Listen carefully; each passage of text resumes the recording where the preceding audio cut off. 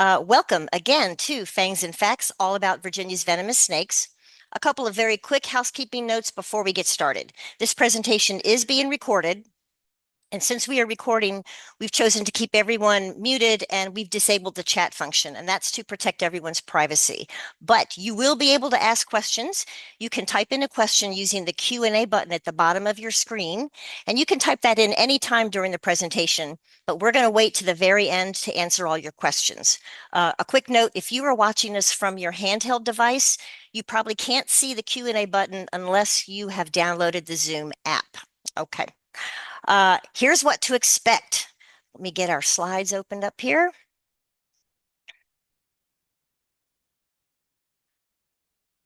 All right. So first, Bonnie Keller and Mike Khosravi are going to, who by the way are both volunteers for the Virginia Herpetological Society and to operate a nonprofit organization called K2C Snake Consultants, are going to teach us all about the venomous snakes that live in Virginia. Next, Shelley Clary, the Outreach and Public Education Coordinator for the Virginia Poison Center, is going to tell us what to do in the unlikely event of a venomous snake bite. Then I'm going to tell you just a little bit about what poison centers are and how we might be able to help if someone has been bitten by a snake. I'm Kristen Wenger, and I'm the Public Education Specialist for the Blue Ridge Poison Center. And then finally, we will do our best to answer as many of your questions as we can. And joining us for the Q&A will be Dr. Nathan Charlton, one of the medical toxicologists at my center, the Blue Ridge Poison Center, who has treated many snakebite patients over the years. All right, let's get to it. Take it away, Bonnie and Mark. Let me stop sharing my screen so you can share yours. Hi there. Thank you for inviting us to do this. This is quite different from the other presentations we usually do. So this is going to be an experience. Hopefully we'll get it right. So I'm Bonnie. And I'm Mark. You sure? I think so. As was mentioned, we actually are kind of wearing two hats today. Well, he's got one on, but I don't have one. We were first members of the Virginia Herpetological Society when we first met and became friends. And since then, Mark and I have created a very unique nonprofit called K2C Snake Consultants, where we operate in Northern Virginia, helping people with snake issues of their own, with relocations, trainings, presentations, and then identification, and then actually removing the snakes from people's properties. So we're busy, but in our off time, we're actually science teachers at the local public school system. So, all right, so we're going to be sharing our screen here and showing you some information about our snakes. So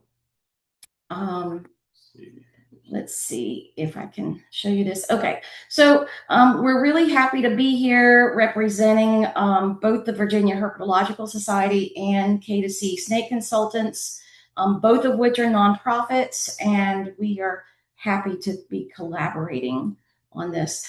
I'm just saying, those of you who are in Virginia, and you don't have to be in Virginia for it to be a member, I guess, but it's a great organization. I highly recommend it. It's very inexpensive to be a member for that matter, but there's so many opportunities to learn from all kinds of experts, to go on field trips that normally other people cannot go because they're not permitted to. So we get on access to properties and land areas that are home to some unique species, and we get to also take part in some of the scientific studies, as well as again, getting to experience the whole herpings experience, so to speak. So highly recommend it. And also the website is an amazing resource. Everywhere from the simple, just learning how to identify the species we have, where they're located, to the real nitty gritty biological, scientific aspects if you really want to get down and, like I said, the fine details. So a lot of that's all can be found. It's a great website, great organization. Highly recommend it. Yeah, and the website has been cited by other reptile people around the world as being one of the better examples of what a herpetological society website should be. So we're pretty proud of that. So real quick about VHS. Again, I think we already mentioned it is a nonprofit, and the goal is to preserve Virginia's native reptiles and amphibians. So that's what that fancy word here, herpetofauna, means, is it's both the reptiles and the amphibians here in Virginia. And our logo kind of shows both. State, yeah. So this is an eastern garter snake. It is the state snake of Virginia. And then we've got this critter here. It's a red salamander. So VHS has been forefront in the protection of all of our native species of reptiles and amphibians. And then we've got K2C Snake Consultants, which is what we've done. And we're describing our. So this kind of came about as we naturally were sort of our own communities. We served as a way to be a resource, and we're part of VHS as well, but as the local snake and reptile amphibian people, and among other wildlife too, for that matter. So besides that, we decided to go a little bit deeper and look into getting our wildlife control operators permits, and that's what we did. So we're not just snake people, that the local snake guy or snake woman, but we're actually state certified wildlife control operators. And so with that just adds a little more clout and knowledge to what we do, but also it was something that we kind of made it unique about K2C as a requirement to be a member of this, that we really wanted to emphasize that, we're pretty much legitimate state certified, animal control. So. Yep. And then as part of the trainings that we do, we teach other people that are in genuine need of how to react when they come across a venomous snake on their property, or non-venomous snake for that matter. But we do train people like animal control officers, park rangers, park service, both local, state, and federal we've done.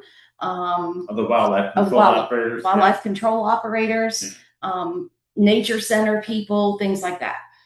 So we've kind of got our fingers in 3 different areas, but it's going pretty well. So we're really glad that you guys are here to find out more about our 3 venomous snake species in Virginia, because as this beautiful lady says, the only good person is an educated person. And I think most of you probably know that that's a twist on the saying that we hear all too often. Yeah. No good. The only good snake is a dead snake. Yeah. So we try to turn it around and put a little funny in there. So there's about 30 plus species of snakes in Virginia alone. And some say 32, some say 34. It depends. Anyway, bottom line is, a lot of people are always concerned when we get a snake picture sent to us: is this venomous? Is this dangerous? Is it poisonous? That's another term I use. And so, no or yes, depending on certain things, but we do emphasize that there's only 3 venomous snakes of all the total species that are found in Virginia: the eastern copperhead, the timber rattlesnake, and the northern copperhead. Now, most ubiquitous, I say cottonmouth, so I use it, water moccasin, cottonmouth, they're synonymous. Anyway, so depending on the location, for us, for example, where we primarily do a lot of our dealings, is oftentimes the only venomous snake it's going to be is the eastern copperhead, just because of the range. The copperheads are ubiquitous; they're found through all out the state. But sometimes people, get it misconfused or confused with other species, and so we're going to talk about how to separate, identify the differences. The northern cottonmouth is actually found more in the southern and southeastern part of the United States. And what's the northernmost range as far as that in Virginia? So in Virginia, yeah. Yeah, so in Virginia, over the last 20 years, the range has expanded from being strictly in tidewater to moving west over to near Lake Gaston, and as far north as the southern part of Chesterfield County. So their range has expanded, but they really need warm water and air, so they have not come any further than that at this point. But we're always monitoring to see. Now, I'm going to click on these just so that you can see the wonderful Virginia Herpetological Society website. So this is the page for the Eastern Copperhead. So as you scroll through it, this is all the specific, unique historical information about it. How to identify it down to the scale, all different kinds of things, super detailed. Which for the layperson, they don't want to know all that stuff. Okay, they just want to know like where can they found, how to identify it, and then some pictures basically. Yeah. So, and so if I scroll quickly all the way down, you'll see some more info that's more for the layperson, some comparisons of patterns, some pictures. So again, this is a fantastic resource for anyone who has these species. It shows the U.S. range, it shows the Virginia range, etc. So I'm scrolling quickly. So that is an example of what you might find there at VHS. So I'm going to go back to this one, and that all of these will connect to those pages as well. And we'll get more into the specifics in a few minutes. So one of the things that we hear constantly is, is this a poisonous snake? So, it used to be that we herpetologists were really, really picky about this, and we would correct people and kind of, hold up our noses that we were the educated ones, that, things were poisonous but not venomous, or venomous, not poisonous. We're starting to lighten up because really, it's kind of semantics. But venom specifically enters the bloodstream through a bite or sting, as where poison, we tend to think of poison as being ingested, absorbed, or inhaled. So, technically though, venomous is poisonous, but not all poison is venom. So we don't harp on that as much anymore. Certainly do not. But that's, so if you are wondering what's the difference, that's the difference. Okay, so we look at the species of snakes that we're talking about here in Virginia, the three venomous ones. This is the kind of anatomical features they have internally, of course. All three of them have a venom gland, as you see in the diagram. And that's called a venom sac or venom gland. And so it's connected to a tube or a venom duct, which is then connected to a hollow fang. So this is the whole mechanism how you can see around the venom duct, that red material, that's muscular material. So that's how it kind of compresses on that and injects it, squeezes the venom out of that, goes into that tube and down into the fang that's protracted there. So anyway, the fangs typically will reside on the upper jaw when the mouth is closed. And so when the jaw is open and extended for a bite, those fangs are then moved outward. And then, of course, they are delivered. And you can see a little example of a side view of like a side view of skin there, or whatever tissue. And you see how the fang is going in there and connecting with to the blood vessels as well as the fat layers below the different layers of skin. And so that's how the venom is delivered. So anyway, we'll get to that other topic later. So anyway, just the basic anatomy there. So yeah, so that's how snakes inject venom. Now this is specific to the three pit viper species we have here in Virginia. There are other snakes in other places that do not have hollow fangs, but their internal anatomy is very similar. The difference is the fangs, where they're located, and how they work. Venom almost has to be chewed in or dripped in by their solid teeth, so to speak. The coral snakes, for example, things like that. Yeah. So okay, so another thing, we're going to get into identifying features, but oftentimes I use this example because somebody will find a skin on their property and they'll say, "Hey, oh my gosh, I'm going to get a call. I have this snake skin. It's underneath my deck. If the pattern's not discernible, we can't really tell from their images. I say, hey, is the skin intact? Can you find the tail section? Can you send me photos of the skin? I want you to send me, from two different angles. So one because they might not know the difference from upside from downside. So I ask them to flip the skin over and give me a picture that way from the position that it's in. And so we explain to them again that you look for that region right there, which is the cloaca, okay? Basically where the snake does all its business. And then look down from there to the tip of the tail. If your scales are straight across, there's no division between them, as you see right there, as Bonnie pointing out, you have one of our venomous snakes. If it's got a line going down the middle of it, it divides the scales into two parts, then you got a non-venomous. So we can at least distinguish that as far as venomous versus non-venomous, and hopefully put their mind at ease. Not everyone really is a big fan of snakes. I get it, no matter if it's venomous or not. But at least for the venomous ones, we can kind of or identify it as one, and that's going to warrant maybe some other, have us come out and visit. Yeah, exactly. Yeah. Okay, so most people tend to think of snake venom in a negative light, that, oh, it's, it's dangerous, it's terrible, but a lot of people do not realize that snake venom is being used in medical research as well as in actual medications that you might be on. So these are just some of the current uses for snake venoms. There's more research that's being done constantly. And so if you, for example, are on any medications for these particular things, it very well could be that you are taking a medication that was derived from one of the many, many, many venomous snakes around the world. One of the newer ones that I don't even think I put on here is that some of the newer weight loss medications have some of the venom research behind it. So this is just a few things. I'm sure there's plenty more that I forgot. Okay, so we mentioned about identification, and so one thing I want to emphasize, it's first thing you want to try to do, and if you're in Virginia, find out where are you located in terms on that map, what county you are in, and then from there, scroll through, look at the copperhead, the water moccasin, or the cottonmouth, and also the timber rattlesnake. Find out where they're color coded on those maps and see if that's part of your county. That's for starters.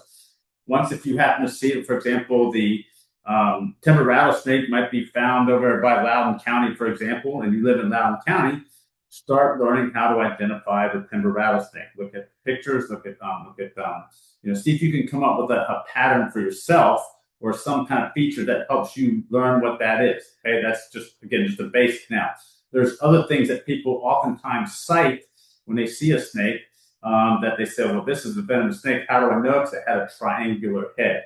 Now, granted, snakes can have triangular heads. Okay, I totally agree with that.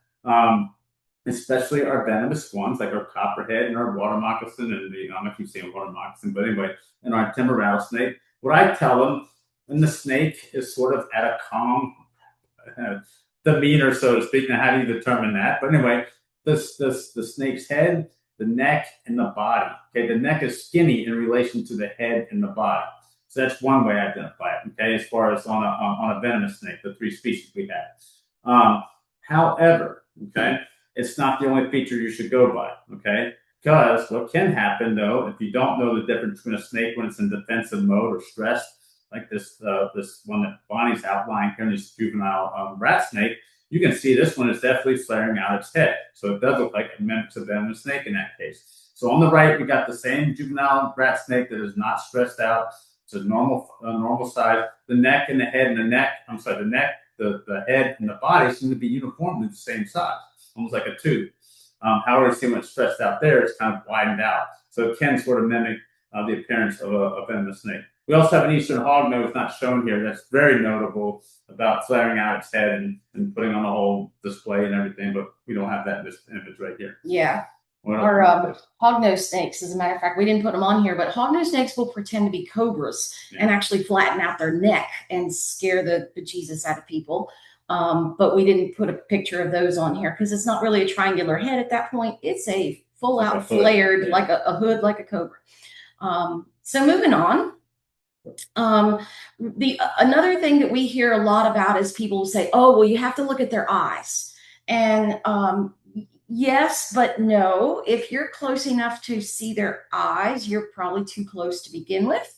Our three pit vipers, during the day when it's nice and bright outside, their pupils are going to be very narrow and it'll be a slit. And that's what most people are familiar with. But people forget that in the evening, in the dark, when these snakes tend to be more active, especially our copperheads, in low light, those pupils are going to dilate and they're going to look round just like the other snakes that we have. So you cannot go by the snake's eyes in determining whether or not a snake is venomous. So now we're going to get into the more specifics about our 3 venomous species. So this is our eastern copperhead, which is found all over the state. You can see this, this range map here. These 2 counties, Wythe and I want to say Highland. I can't remember that one down there. Both of those, we know that there's copperheads there, but until that somebody provides what's called a certified proof that they're there, then these maps aren't filled in. But we know that they're there. They're in every city and county in Virginia. We know that. So what do we know about them? Go ahead, Mark. So again, what I tell people is you hear, first of all, I would recommend to get familiar with the idea of bands. So if you see on the back of the copperhead, we call those bands, or in some cases they might be called blotches. It depends. On our website, VHS website, they have a distinguishing how to describe the band or a blotch. So with the copperhead, it usually has a very unique pattern as babies or juveniles, as well as the adults. The pattern is the same. Now, for me, how I learned how to identify the bands on those or the patterns on there, I described it as a volcano. Okay, some people might call it a Hershey kiss. Some people might call it a pyramid. It depends on whatever it takes for you to learn to memorize that pattern. What sticks in your mind is what matters most. Okay, that's looking at it from the side. And we don't have a picture right next to it, but I also share this with water snakes. Water snakes might have, especially our northern water snake, might have the reverse of that pattern, where it's like a tornado. So I say tornadoes versus volcanoes. Yeah. Anyway, but the adults are patterned the same as the juveniles or the babies. And I meant to also mention that from above, it may not look like a mountain or a volcano. It looks like a butterfly or an hourglass or whatever it takes for you to memorize that. What is the thing that sticks in your head that's going to help you memorize that feature? Now, another thing here, notice on this baby copperhead to the left, that yellow tip tail.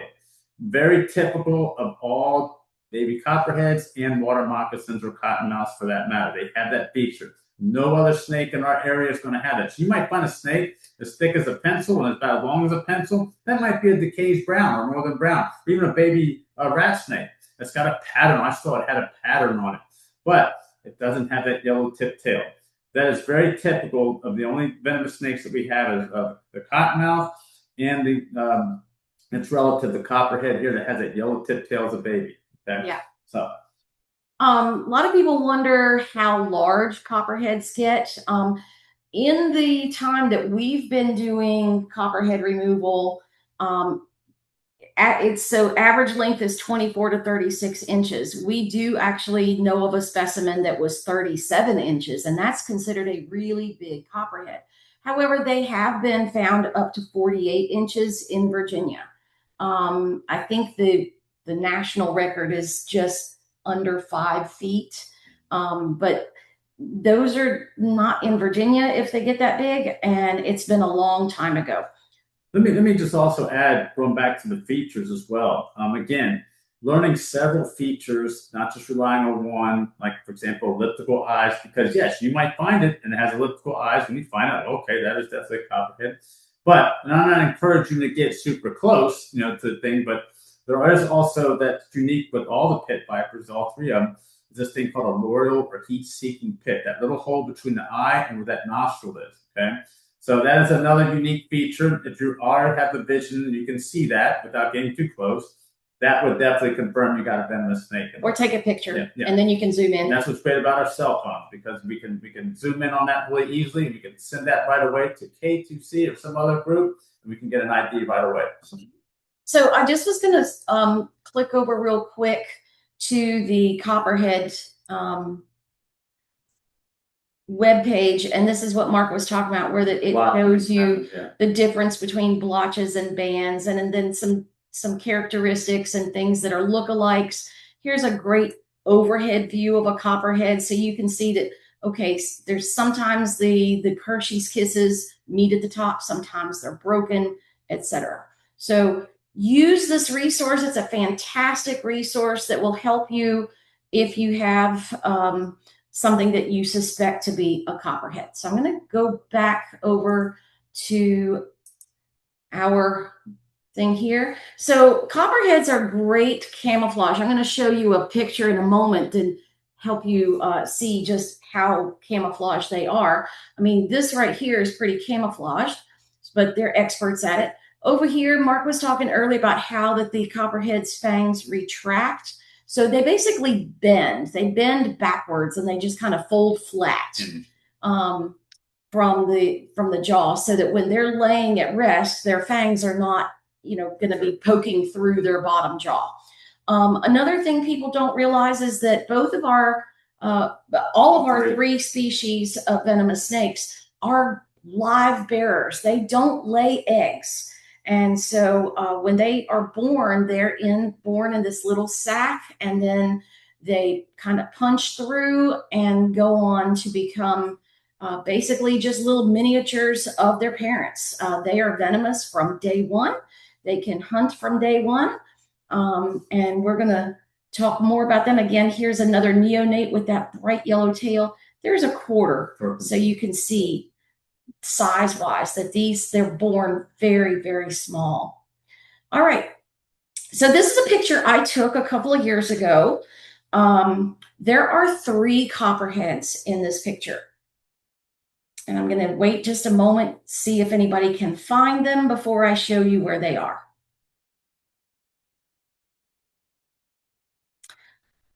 So first one is right up here. So you can kind of see the long bands of the snake. And now, if I were to ask you too, can you identify any noticeable pattern feature that we just talked about that's evident in that picture there? Yep, you can see those Hershey's Kisses.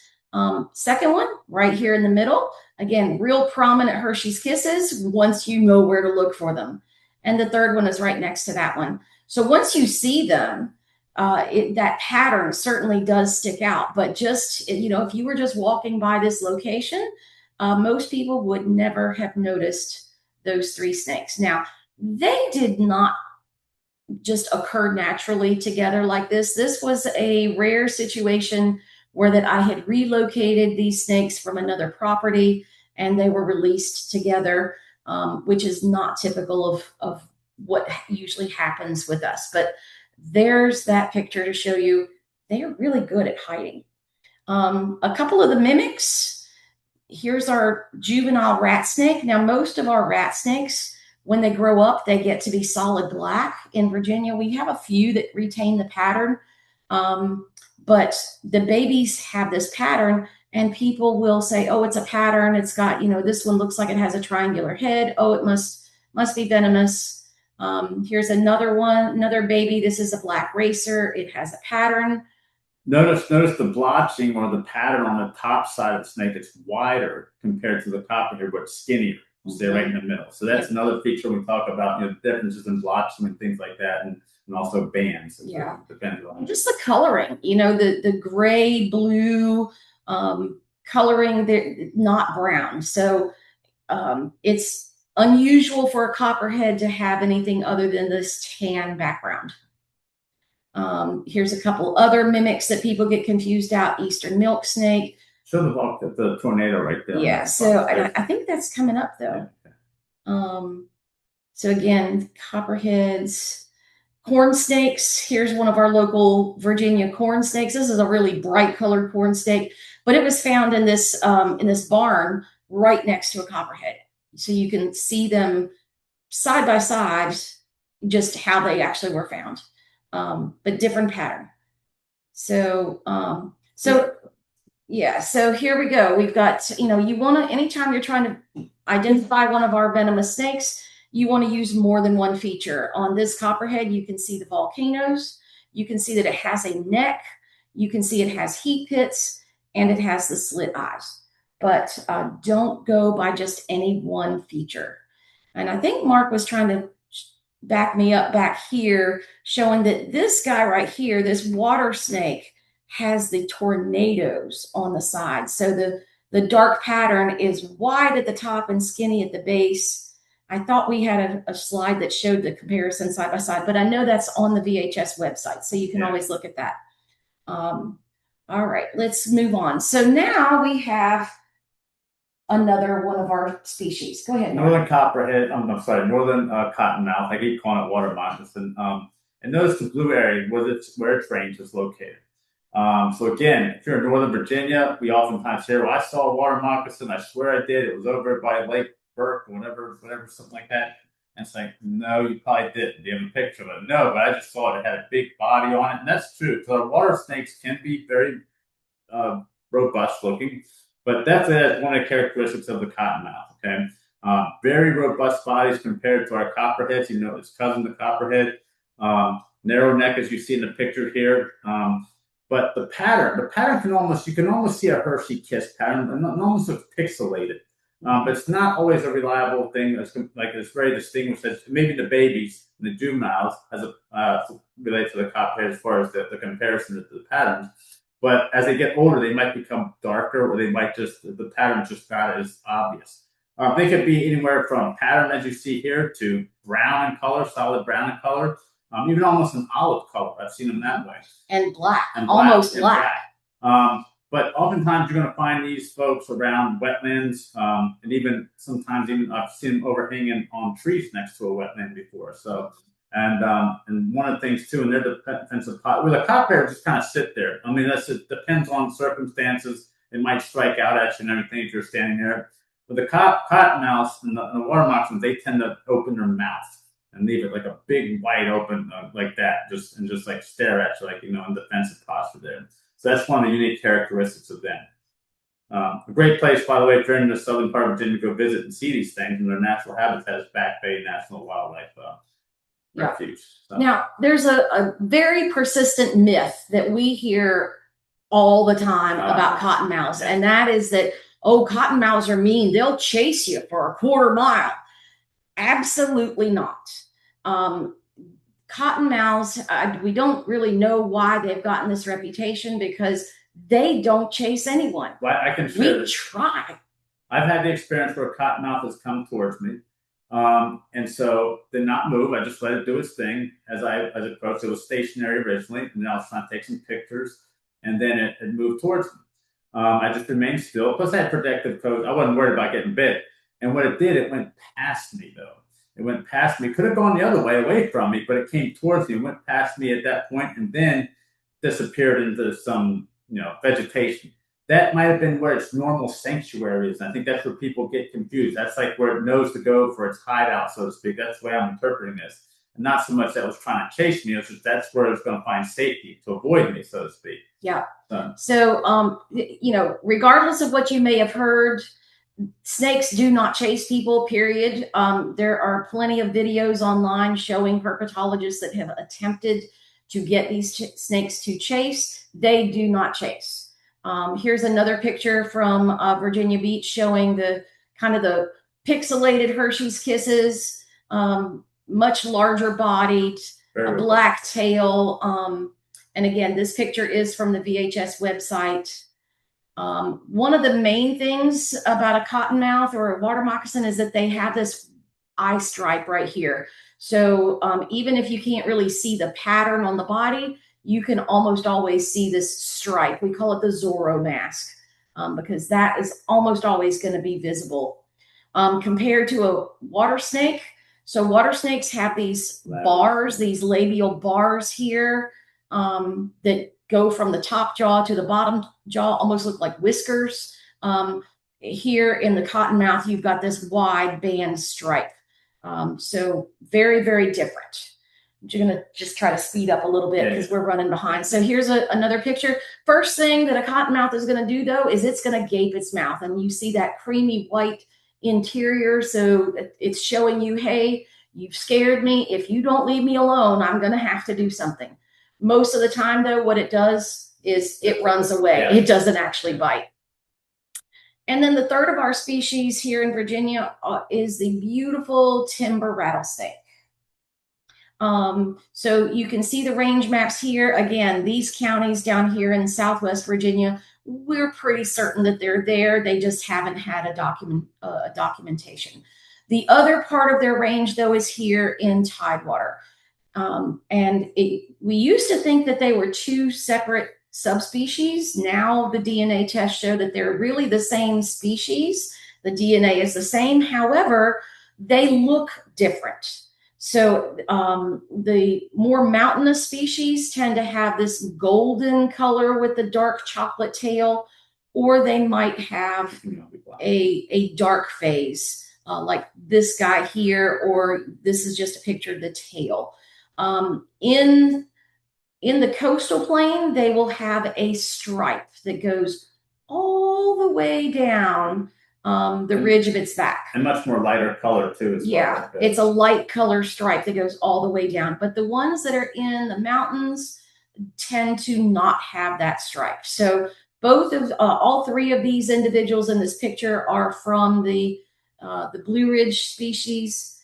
I think that's just that's not a stripe. That's no, it's in the patterns. Yeah, but the patterns are going to be very similar. The pattern looks like a backwards W or a backwards V shape like this, and then it kind of fades into almost a solid chocolate or black before it gets to the tail. The other really distinguishing feature with our timber rattlesnakes and any of our rattlesnakes in the country is they hold their tail straight up and down. So unlike other snakes where the tail just drags along behind them, our rattlesnakes hold their tail straight in the air. So even if they don't have a rattle for some reason, maybe it broke off, or maybe it's a baby that doesn't have a rattle yet, they're going to hold their tail straight up and down.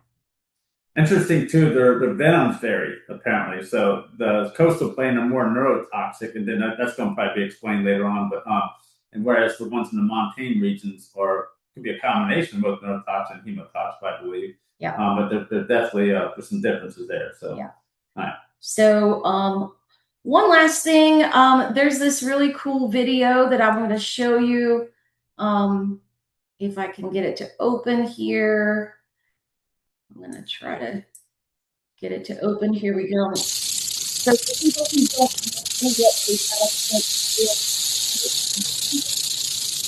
go. Now this is not a timber rattlesnake, but it is a rattlesnake, and the tail is the same as what ours would be. These are made out of keratin, which is the same as your fingernail or your hair. And as the snakes shed, they retain a chunk of it essentially that becomes this hollow area. And then inside there's another piece that rubs against it, and you get that rattle. So let me go back to this one. Hey, Bonnie, real quick, it's Kristen. I just want to tell you, we've got some amazing questions already. So Okay. if you guys want to move a little quicker through your slides, We will. Okay. I want to get to these awesome questions. Thank you. Great. Okay.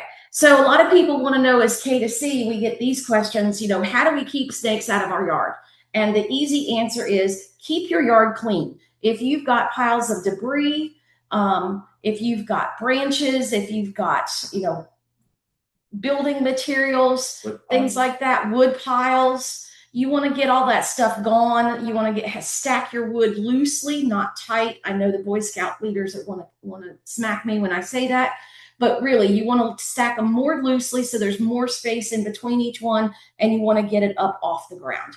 If you've got stuff stored under your deck, get it out of there. That's a perfect snake hotel. If a snake is in your yard, easy thing, just back off. You don't have to identify it. You don't have to figure out what it is right away. If you have the time, you can grab your garden hose, aim for the tail, not the face. That is an easy way to get them to move. Anything? Snakes in the house. So snakes in the house are in your house for a reason, because they're looking for a food source. They might be, and that's usually the case we find most of the time, is connected to mice. All it takes a 1/4 inch hole somewhere in your house, especially if you have a wooden house or somewhere where it's wooden, where a mouse can actually start gnawing and expanding that hole to gain access into your house. The snakes will follow. The most common ones we get is a black rat snake that gets in there, the eastern rat, central rat now, I think it's what's called. But occasionally we do get a copperhead too that gets in there. But anyway, so there's usually a food source. Snakes will also seek shelter in the house to avoid, as they thermoregulate, as it's called, where they have to regulate their body temperature. You and I, we don't regulate our body temperature the way snakes do. They do it behaviorally by locating themselves into areas where they can get the optimal temperature that keeps them warm enough, or in some cases where it's too cold, they can avoid freezing. So that's another reason they might go into your house. They may also go and find a place to shed, because at that point they're very vulnerable to predators. They can't see very well, they can't use their senses very well as far as sight goes, and so they're going to go in there and use that some options that sharp edges or objects as they squeeze into gaps or crevices in your house to shed their skin. Under your steps, your front steps is a great example where we see this a lot. Yeah. And even may go in there and lay eggs. Utility lines that go in your house, if you don't have those patched up, like you see right here, this is a rat snake that actually utilized that to go inside in and out of this house when I was doing an inspection. I've caught them this way, going underneath the siding, so gaps underneath the siding. You look over the far right, there was a garage door that was left open. There's a copperhead stretched along that threshold right there. So again, doors opened up, dryer vents, rooftops. Again, this is our climber. This is notorious. You don't really see copperheads doing this, or as far as rattlesnakes, we never count them this way, but these are just ways that they can, some of the ways they can enter your house. Looking at the porch there at nighttime, again, knowing the behavior, become an expert. By the way, as I said before, learn about the snake species in your area, okay, especially the venomous ones. Learn about their behaviors, okay? Like, for example, copperheads become more active at nighttime. And so, as you saw in that picture, there was one hanging out right at the edge of that lady's sliding glass door. So just being aware that there could be that if it's in your if you're in their habitat, be mindful of that sort of thing. So anyway, I could talk forever on this sort of things. I don't want to drag it out. So sorry about that. So what can you do if you have a snake that gets into your home or it's in your property or whatever? If you're in Northern Virginia, you can contact us at K2C Snakes. And if available, one of our volunteers can come out to help you. If you're not in Northern Virginia, though, there is a fantastic resource called the Free Snake Relocation Map. You go to this website and you put in where you are, and it will give you the names and phone numbers of people who have offered to do the same type of thing that we do. Yeah. We can't, most of those other people, though, are not necessarily going to have a license to do that, but they have, or insurance, but they have offered to help out their neighbors. So if you need to find someone who can relocate, that is a good source for you. So that's the end of our presentation. I'm going to stop sharing and give the rest of our group. Wow, that was incredible. So many good pictures. Thank you so much. We could talk forever on this stuff. I know. Well, we've had some really good questions. I'm going to wait to the end, though. But real quick, before we move into Shelley's presentation, which is a little bit more of the medical response to snake bites, I do have a question for everybody. I'm going to launch a poll, and I want you to see if you can all guess. All right. There are up to 8,000 snake bites reported to U.S. poison centers every year, but on average, how many of those bites result in a death? So is it almost all of them, roughly half, a few hundred, less than 10, or none? I'll give you a couple more seconds. Wow, you guys are really smart. Most of you are getting this correct. All right, 5 more seconds. All right. I'm going to end and share you the results. So most of you got the answer right, which is less than 10. So out of 8,000 bites, and by the way, those are just the ones that are reported to poison centers. So that isn't necessarily all the snake bites in the country, but snake bites are actually very survivable. They're very treatable. And that's something that's important to know just in case you're ever with someone and they get bitten. All right, I'm going to now share Shelley's presentation slides. There we go. All right, Shelley. Perfect. Kristen, can you put it in present? Yep, I'm getting there right now. Okay, there you go. Perfect. All right.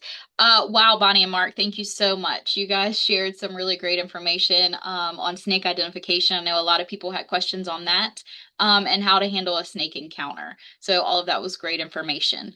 Now let's talk about some signs and symptoms to look for if someone gets bitten by a venomous snake in Virginia. It is important for us to mention that signs and symptoms from a bite, they can vary depending on the type of the snake, and where on the body the bite occurred.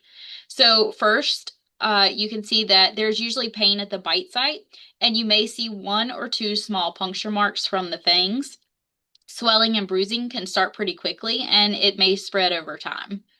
Some people can also have what looks like an allergic type reaction to the venom. This can include nausea, vomiting, trouble breathing, maybe swelling around the airway, or feeling lightheaded from low blood pressure. With rattlesnake bites in particular, the venom can affect how the blood clots. So this means that you might see ongoing bleeding or oozing from the bite site. It's worth mentioning that sometimes a snake can bite without releasing venom. This is called a dry bite. The bite may not cause serious symptoms, but you can't tell right away. So it's always safest to make sure that you're going to have a doctor check it out. The most important thing to remember is if you think that yourself or someone has been bitten by a snake, that you don't wait to seek medical attention right away. As Kristen mentioned, snake bites are very treatable, but symptoms can start mild and get worse. Next slide, please. Now, let's talk about what not to do if someone is bitten by a snake, and some of these might sound surprising. First, don't try to catch or kill the snake. We know that people want to see what kind it is, but this can lead to more bites. So the safest thing is to move away and keep your distance, like Mark and Bonnie shared earlier. Don't cut the wound or try to suck out the venom. That's something you might see in movies, but it doesn't work and it can really make things worse. Don't use a tourniquet or tie anything tightly above the bite. This can cut off blood flow and cause more damage. Don't use extreme methods like electricity or a taser. That's a myth and it's very dangerous. Don't use the snake bite suction kits that you might see in stores. They don't remove the venom and they can actually injure the skin. Don't put ice or heat on the bite. Both can worsen tissue damage. Don't consume alcohol after a bite. It can affect the body in ways that make treatment harder. And finally, don't wait to see if it gets worse. Even if symptoms seem mild at first, it's always best to go ahead and get medical help right away. When it comes to snake bites, staying calm is the biggest thing, and getting the right help quickly is what really makes the difference.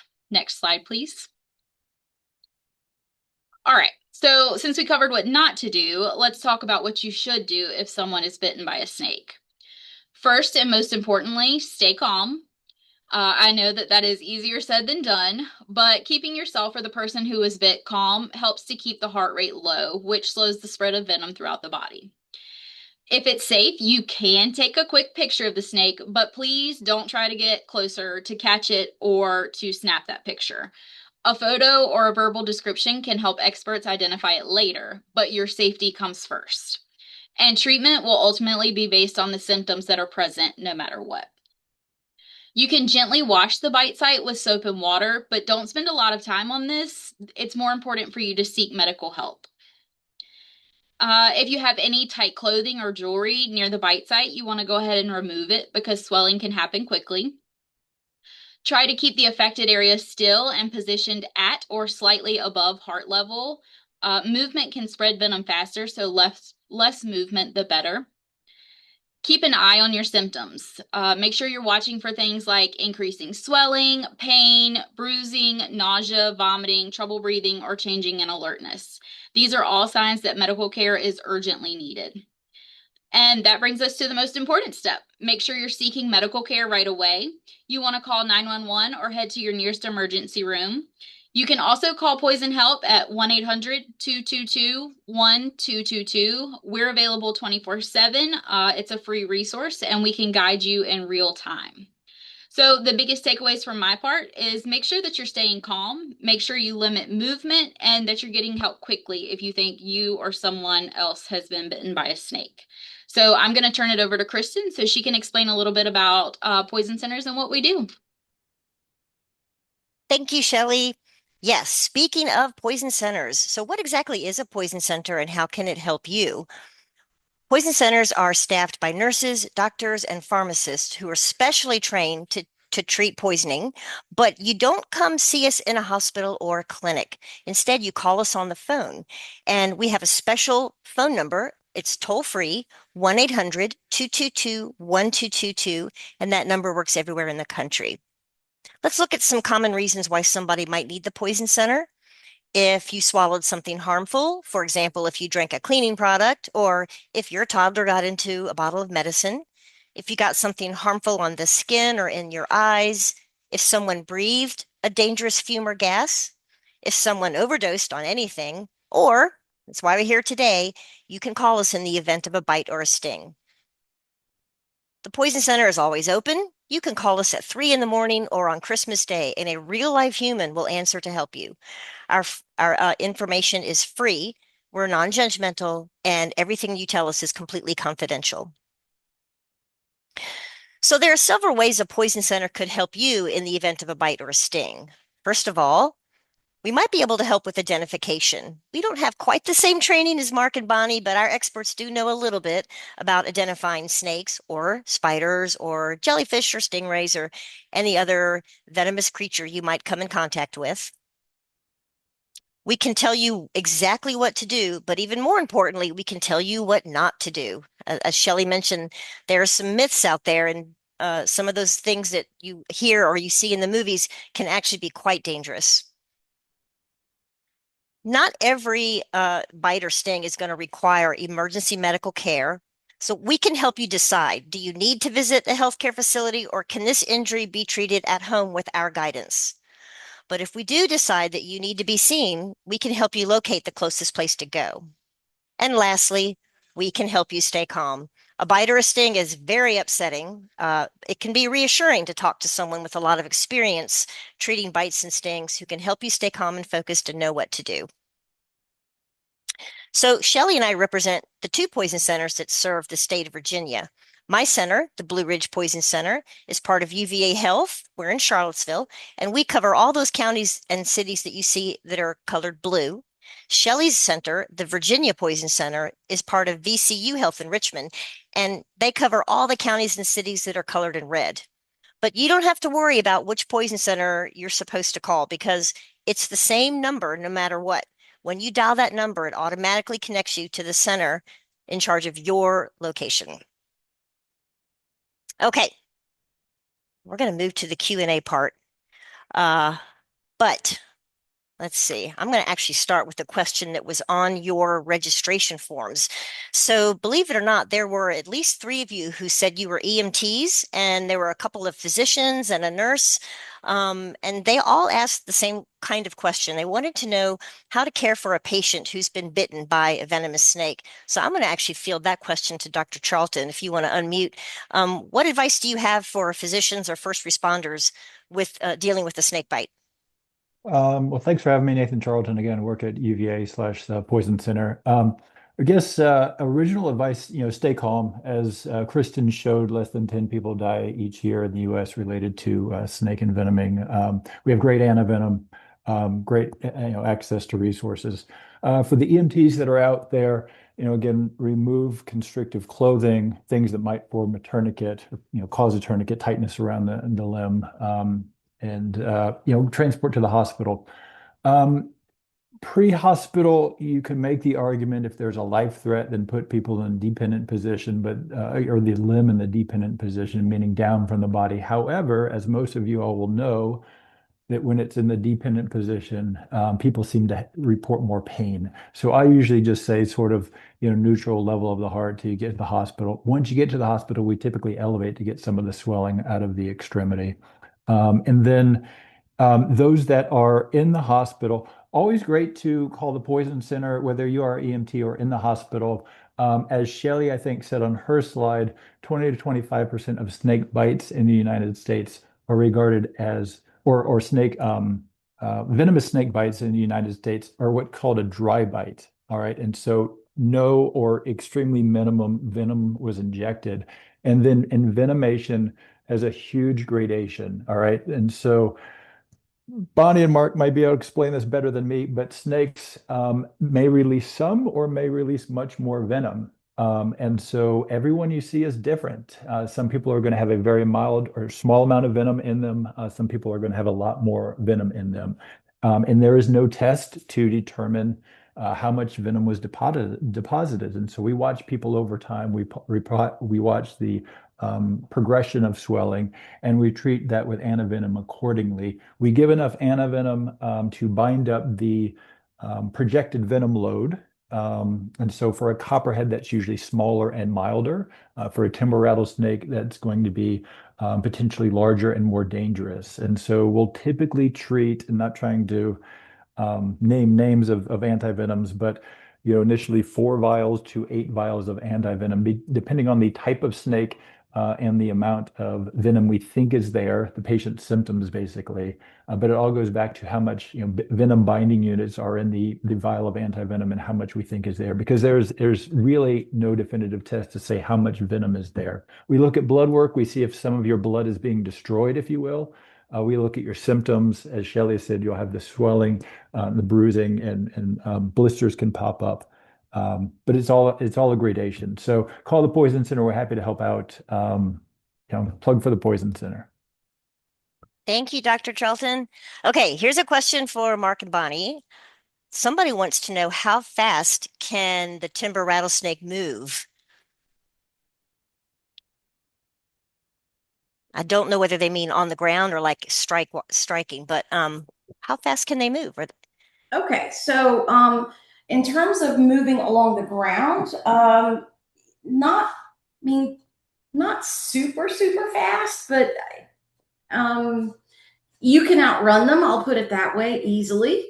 Now, the strike from a pit viper can be, you know, so fast that you would have to use high speed photography to be able to see it. And also consider the distance, the length of the strike. Yeah. Or from a quarter of the body, length of the body to what, half the body, depending. Yeah, it just our pit vipers don't have a long range like some other snakes can. But in terms of on the ground speed, you can outrun it easily. In terms of strike speed, you can't. Yeah, Got it. Okay, great. Here is another question I'm going to toss to Nate. So somebody wants to know, what if you know for a fact that the snake that bit you is not venomous, like it's a corn snake? Should you be concerned? Is there anything you should worry about? Um, Generally not. Anytime you get, puncture wound, you can get an infection. But if you know it, then I would not worry about it too much. As somebody mentioned earlier, they are very astute to point out that colubrids, which a corn snake is, some of them do have a very mild toxin that is not really considered clinically significant. So yes, here, I'm sure I'm not saying that right, but hognose and garter snakes are colubrids that have rear fangs and have modified Duvernay's gland. So you could get some mild swelling pain.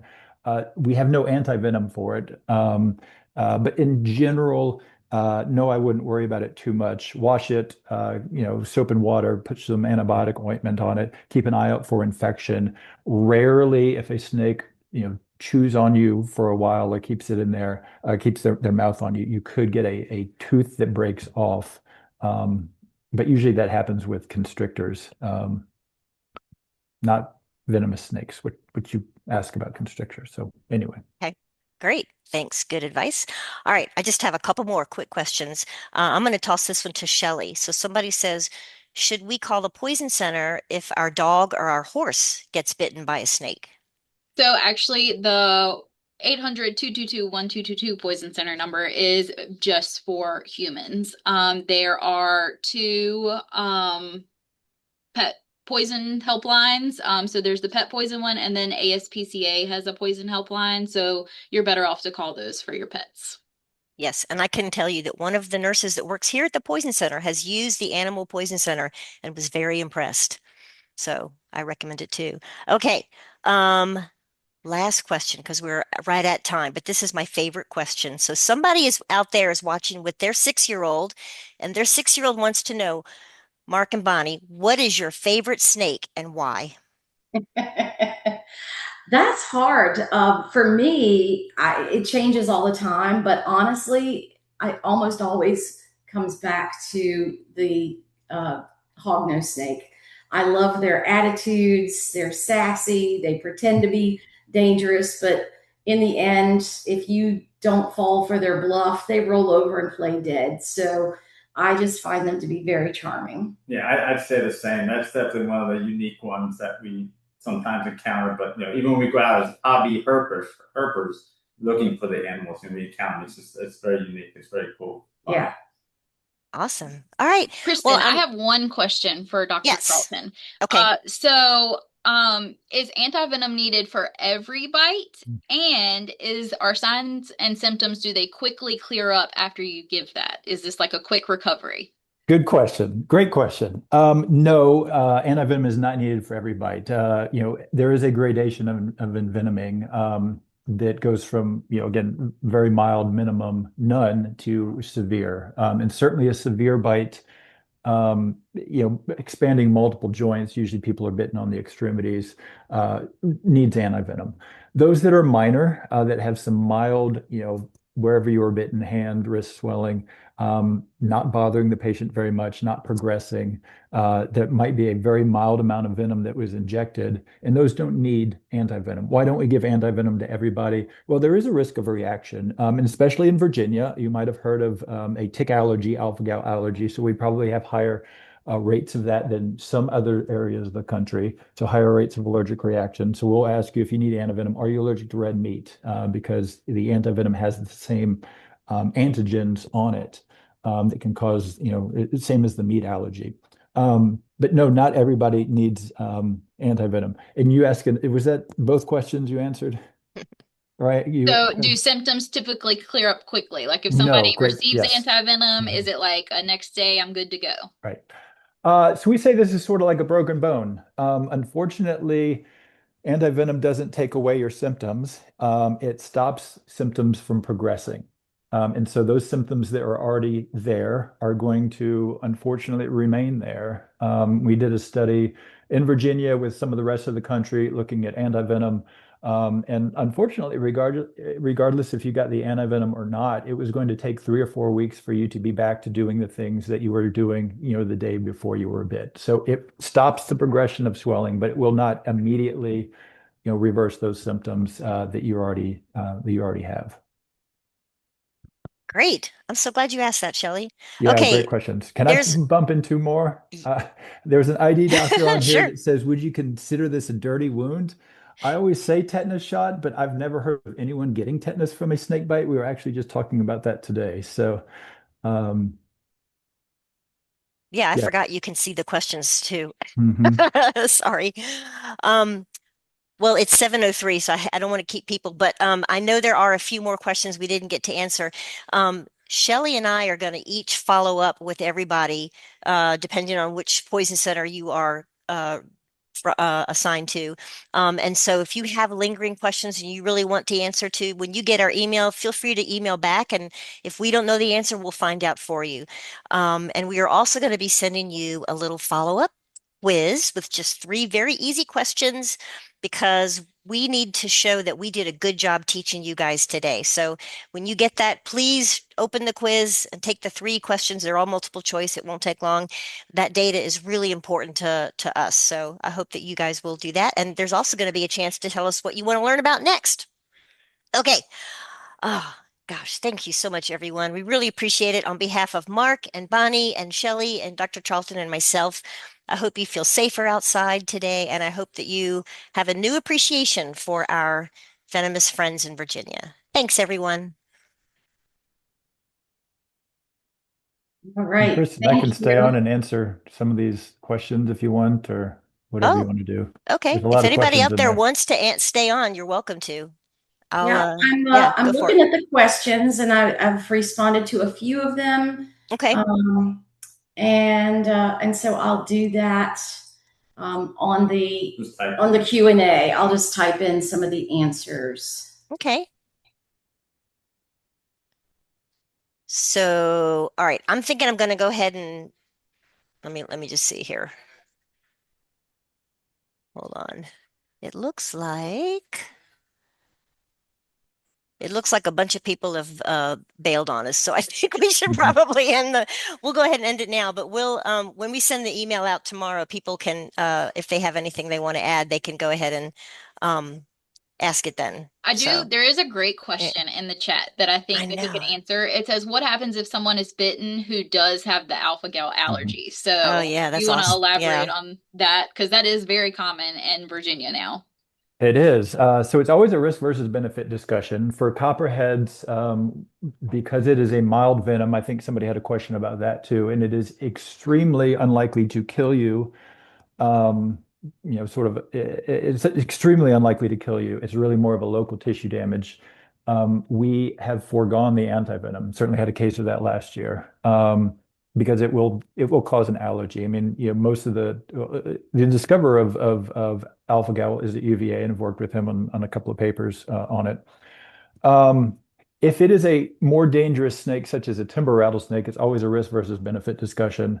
There are certainly protocols out there for allergies and pre-treatment of allergies. There is not one yet for pre-treatment of, you know, before giving antivenom with alpha gal. I've talked with a couple of people out about that. We would generally give antihistamines and steroid, and sort of titrate the venom to effect, or the antivenom to effect if you really need it. And people, you do the same thing with those with known allergy to antivenom too, because people do get bit multiple times. So yes, you just risk versus benefit discussion. Usually antihistamines, usually steroids, and then give the antivenom if it is needed after that.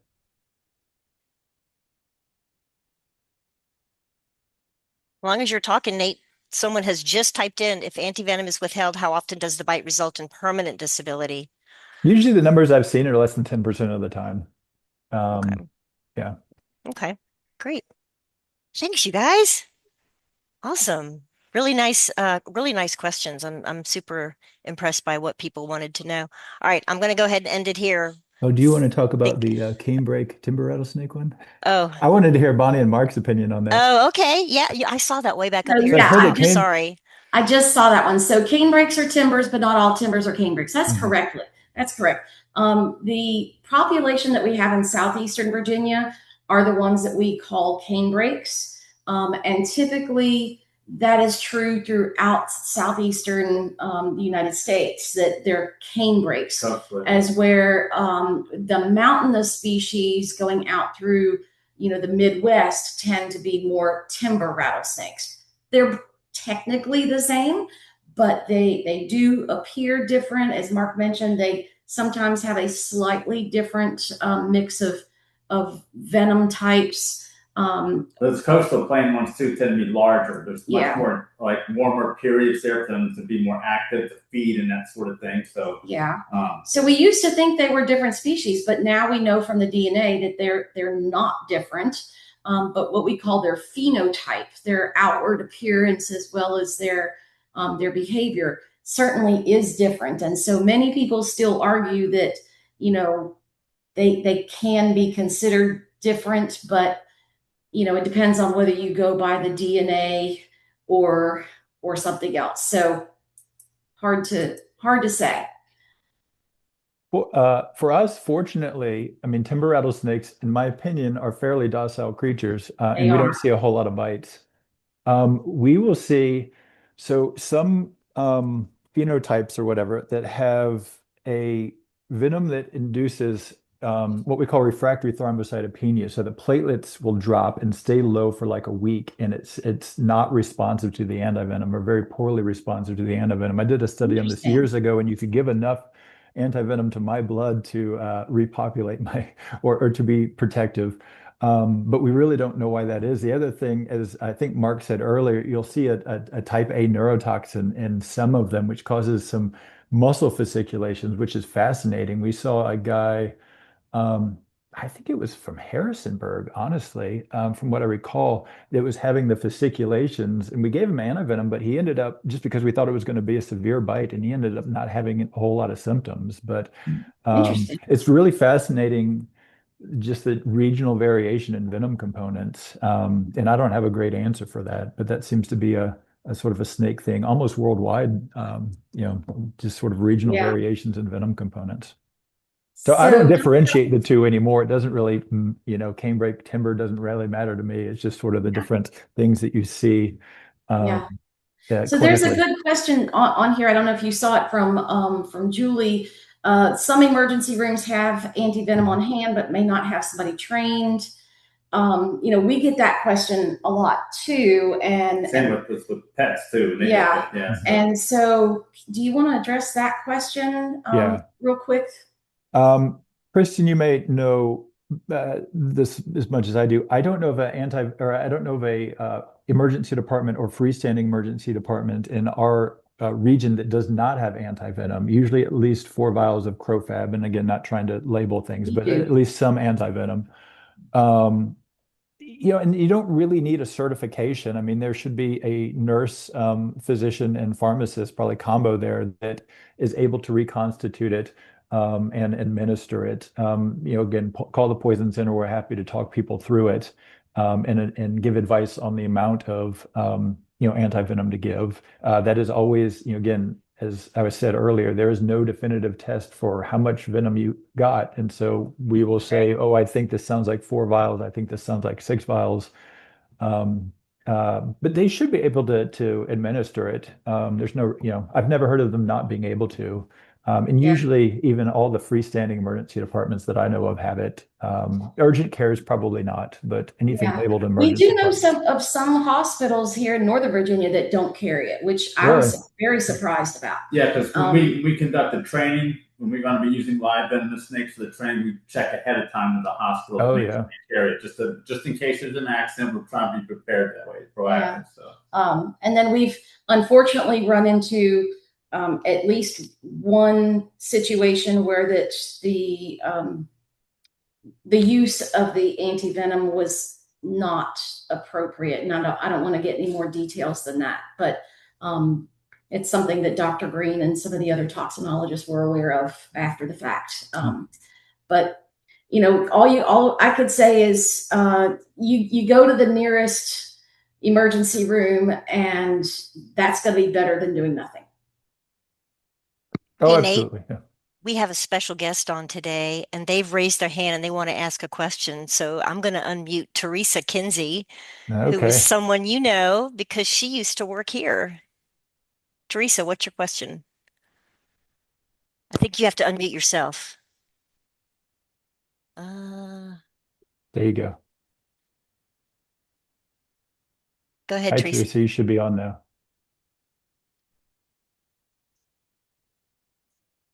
We see your name. You look like you're unmuted. I know. What's up, girl?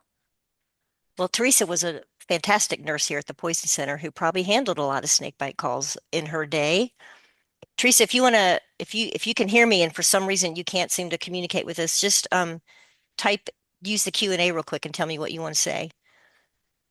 Maybe she left already. Oh, she she says, "Hi guys, I miss you." Did you have a snake question?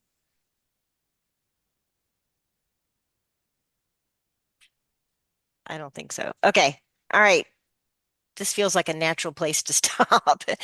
Any last final words from anyone? Well, thank you for inviting us to Thank you be a so part of much this. for I doing think this this. is I really great. appreciate it. It was And so much work. Thank you. anybody that has more questions is welcome to get in touch with us at K to C. And Do check out the VHS page and yeah, the get involved. VHS. If you're in Virginia, get involved. It's a great organization. And most states have something similar. So if you're not in Virginia, find your closest herpetological society, learn your local venomous snakes, and that's going to be a big step towards being safe. Agreed. Great. Great final words. Thanks, everyone. All right. Have a good night. You too. Bye-bye.